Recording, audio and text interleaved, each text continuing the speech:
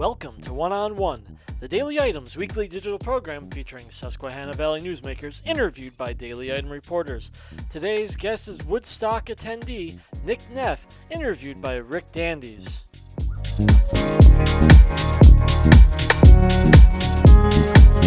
The Sunbury Motor Company. Austin Martin, Kia Elite Sales Consultant, Maranatha Christian School. Amber Wren, Certified Hyundai and Lincoln Sales Consultant, Seals Bavaria High School. Ian Chakosky, Certified Ford Sales Professional, Mount Carmel and Shamokin area.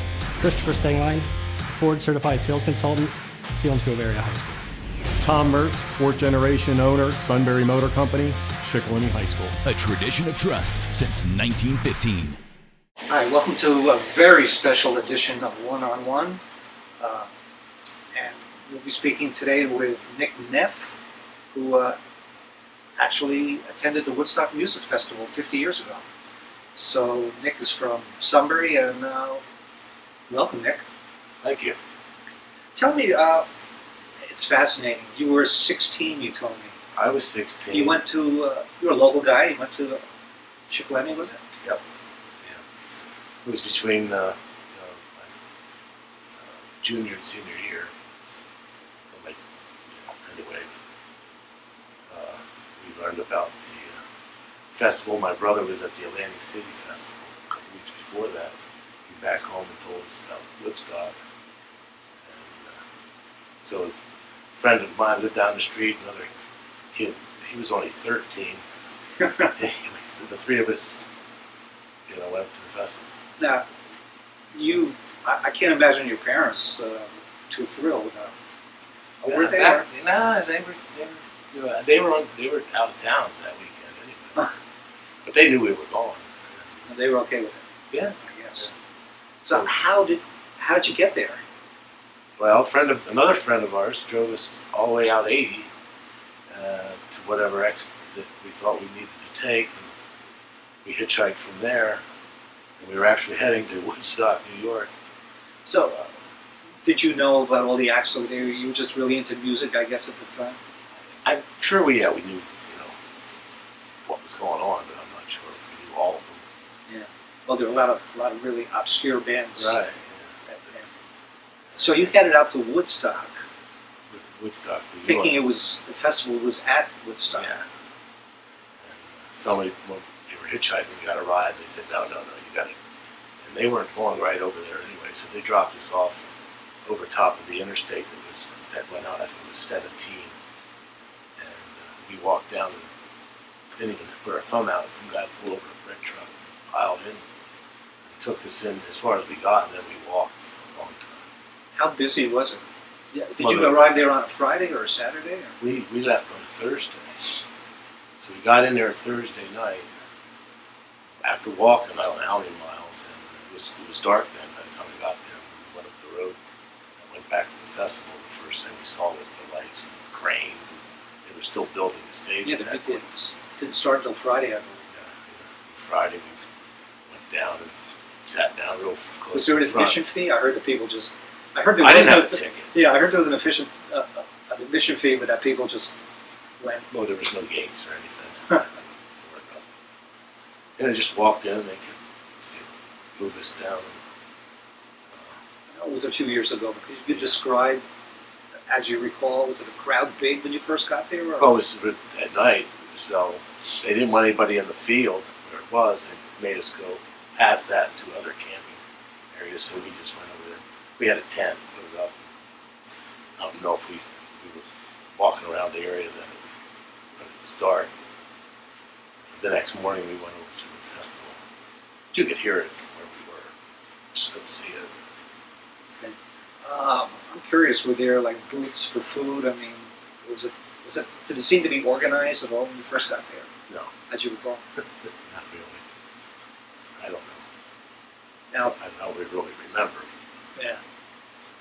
But I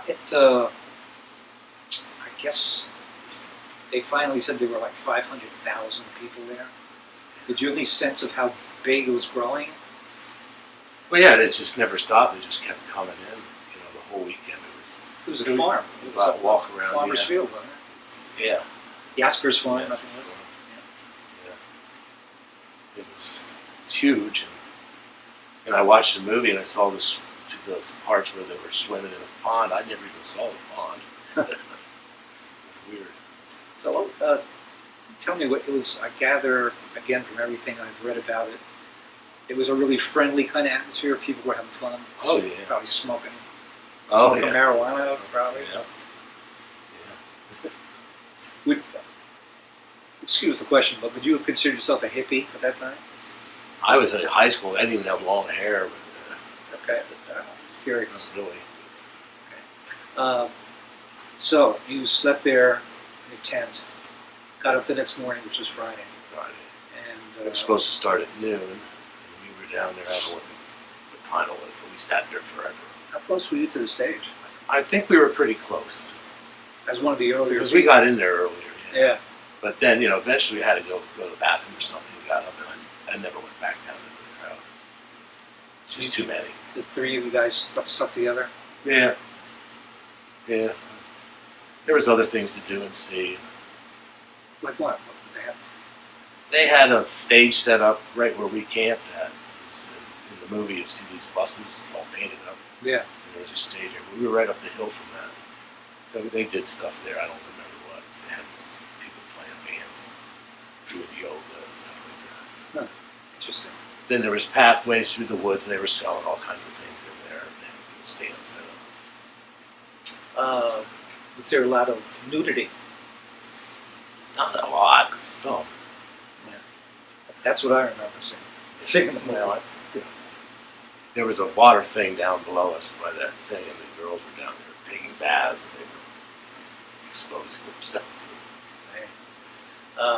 That was really the first big music festival. I guess there had been one in California, in Monterey, I guess, but that really set the stage for big musical festivals to this day.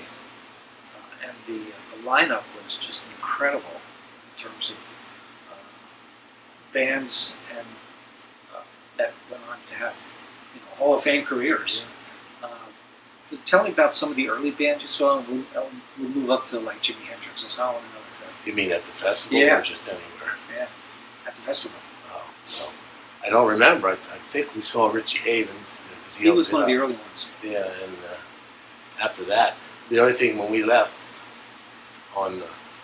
we left Monday morning, we were walking out, and Jimi Hendrix was playing. Okay, So we walked down and saw that. all right, so we'll stop there for a minute.